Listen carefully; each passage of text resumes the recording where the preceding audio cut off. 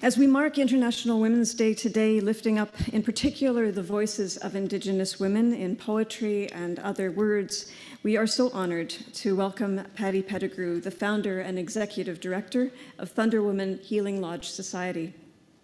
It is Ontario's first and one of two Canadian Indigenous-owned and led organizations that provide transitional housing and cultural care for Indigenous women, LGBTQ+, and Two-Spirit people.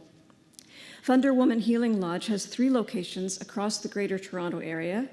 Transitional housing locations help women who are leaving correctional institutions and jails to transition back into the community. We are now devoting the majority of our service today to Patty and her message. So I'd like to welcome Patty to our pulpit this morning. Please give her a very warm welcome.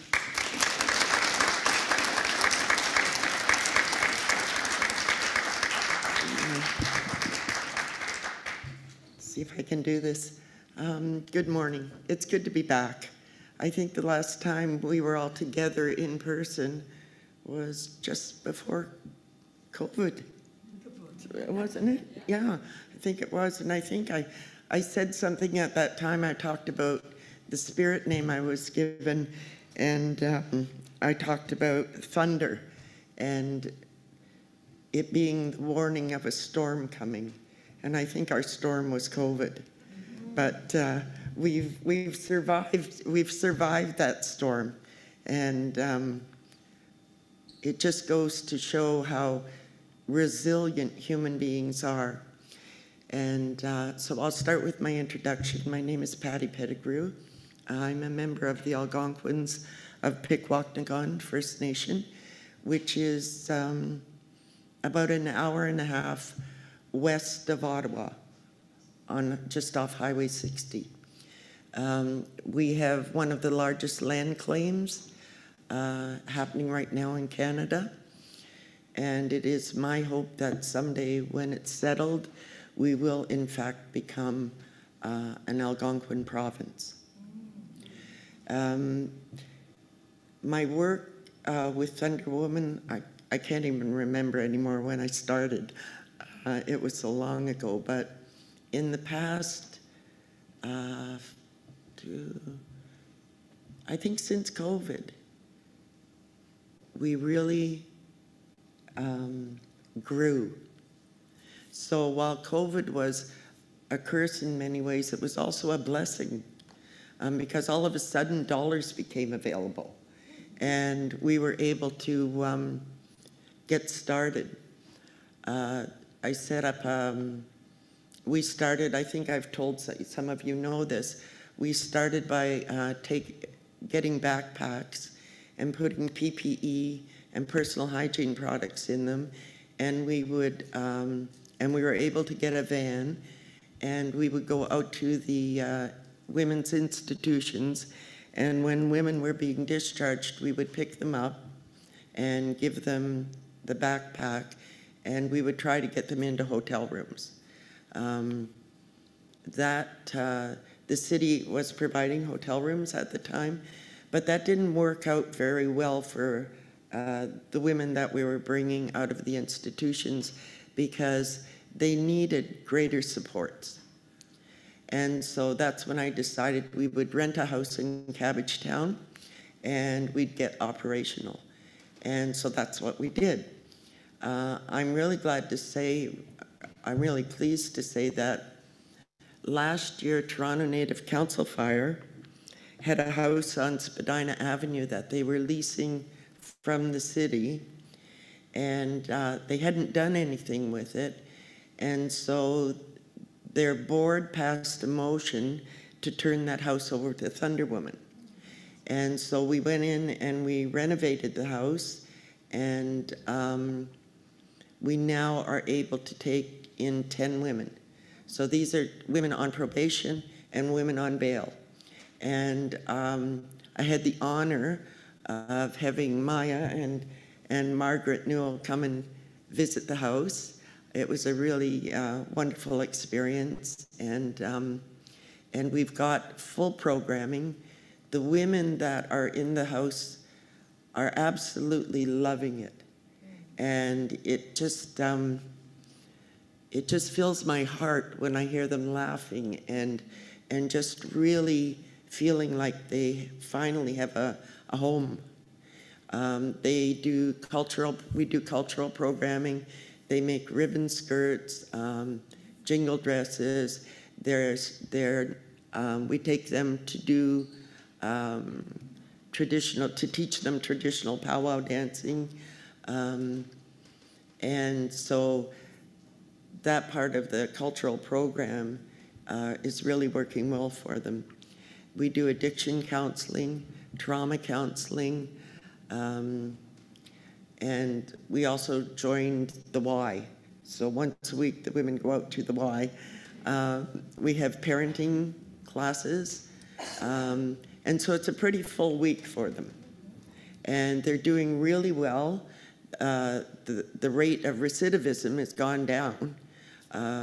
And so once we have Kingston Road built, that'll be a total of basically 12, 24. I think we'll be able to work with 22 women, and then we'll have transitional apartments. Kingston Road has been quite the experience. I don't know if the Creator ever told me I was going to do this again, if I wouldn't put up an argument. I've learned a lot, though, I have to say. I've really learned a lot. You know, when I was a little kid, I used to think I'd like to be an architect. And, you know, I wasn't afforded the privilege of that kind of schooling. But I don't know, I think I could pull it off now. So, as many of you know, our budget was not allowing us to build the build that we wanted. And I went to CMHC, and they would not give us any more money. So I thought, well, that's okay. They just don't know who they're dealing with. And I decided what we would do is look at, you know, what we were building and see how we could do it more economically. And so we pivoted to modular housing. And I was really surprised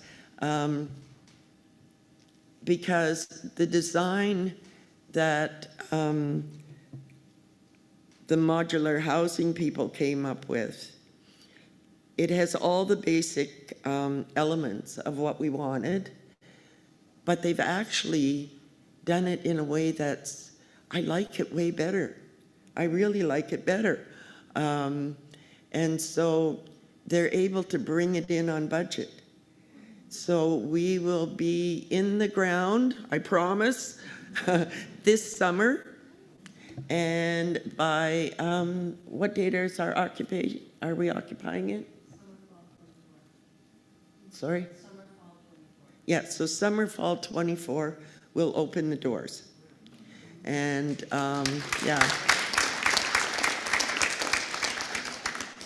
So it's been a journey, and I will finally be able to retire then.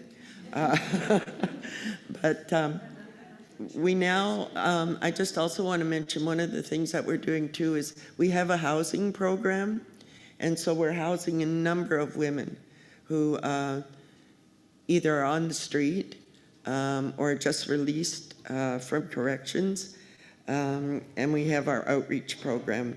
We also have Daughters of the Earth, which is a program that when women finish their programming at the house, at the lodge, they can continue on in a day program. And it's also for women in the community who have had conflict with the law. They can attend the day group. And so it's kind of a continuation and a wraparound service. And I have to say, I'm really proud of the women. They're doing well. They're doing really well.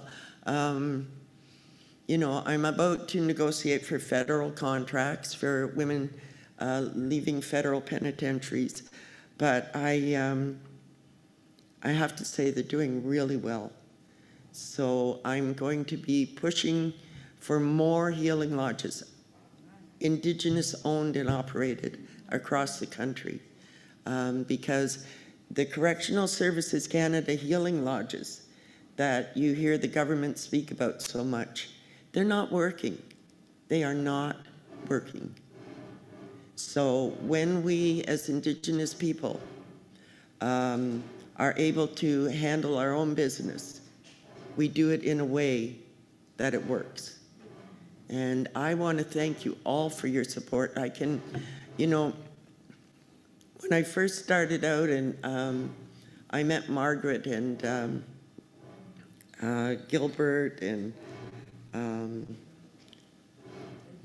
Doug, of course, how could I forget Doug? I kind of wondered, who are these people?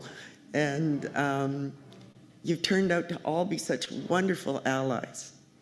And I wouldn't consider you allies if you were just talking reconciliation. I consider you allies because you practice reconciliation. And I want to say miigwech for that. It's really important. I think there's, and I don't know why I'm getting this message, but I watched a video on YouTube called The Third Shaking, and it's Hopi Prophecies. I would encourage you all to watch it and listen to what they say, because as we go through these really horrendous times, we will come through it together.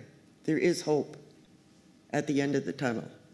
And I think we will see the face of Canada change, because, you know, Indigenous people, as an Indigenous person, I want the land back. I'm going to be very clear about this. I want the land back, and so do all Indigenous peoples. I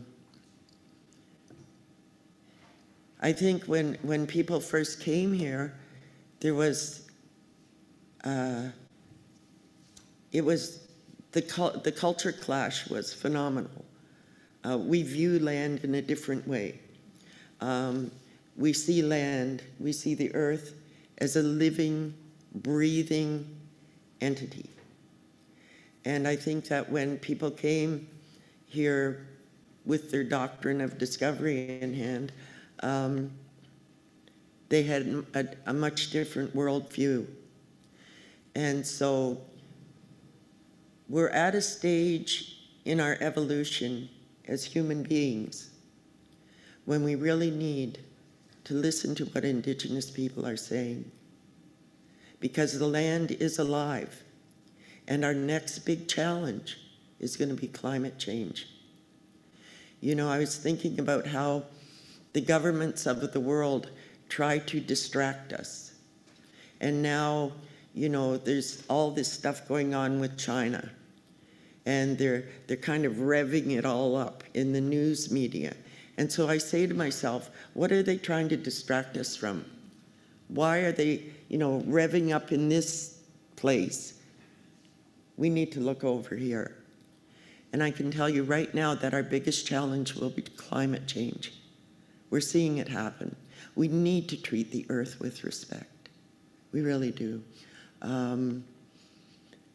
My grandson, you know, he's 30, 31 maybe. And my heart goes out to him. He's quite brilliant, but he's also very depressed.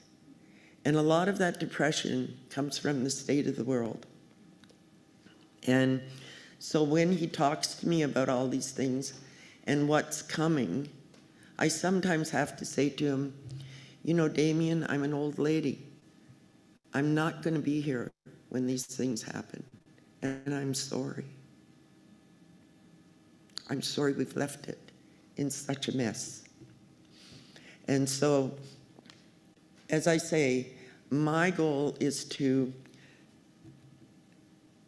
get land back.